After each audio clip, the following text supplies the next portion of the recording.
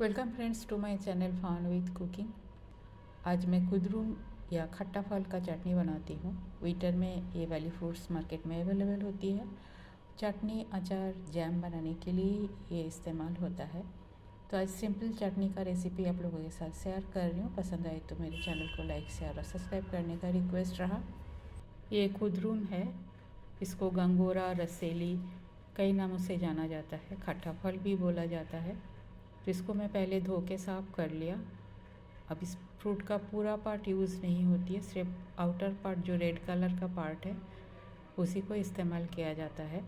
तो इस फ्रूट का इस टाइप का जो ब्रैकेट या पेटल बोल सकते हो उसको इस तरह से निकाल लेती हूँ, और बीच का ये सीड वाला पार्ट यूज़ नहीं होती है।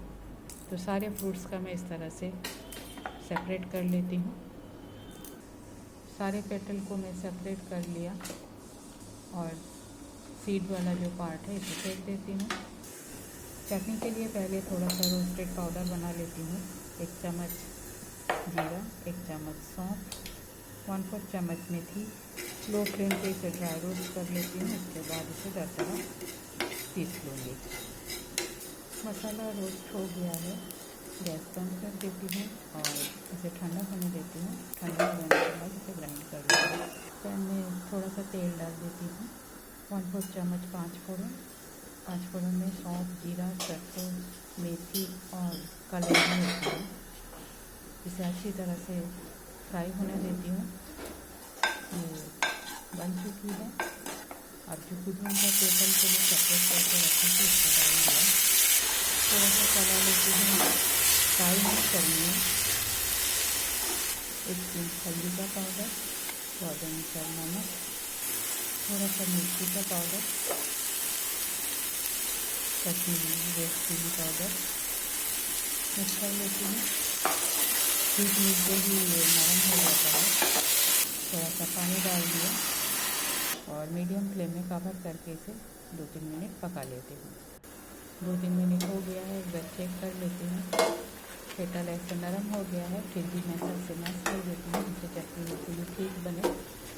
मीठा के लिए गुड़ डाल दिया, चीनी भी यूज़ कर सकते हो। बड़ा चम्मच का 1 चम्मच मैं यूज़ किया है यहाँ गुड़। कवर करके 1-2 मिनट और पका लेते हैं। 1-2 मिनट हो गया है, चटनी बिल्कुल ठीक हो चुकी है। अब इसमें जो रोस्टेड पाउडर मैं बना के रखी थी, 1 चम्मच रोस्टेड पाउडर डाल दिया। बस ये बन गया है, गैस बंद कर देती हूँ और इसे बोल के निकाल देती हूँ। कुदरूम का खट्टा मीठा चटनी बनके बिल्कुल तैयार है। रेसिपी बिल्कुल सिंपल है। रोटी पराठा के साथ तो ये बहुत अच्छा लगता है, चावल के साथ भी ये अच्छा लगता है। तो रेसिपी पसंद आई तो मेरे चैनल को लाइक, शेयर और सब्सक्राइब करने का रिक्वेस्ट रहा।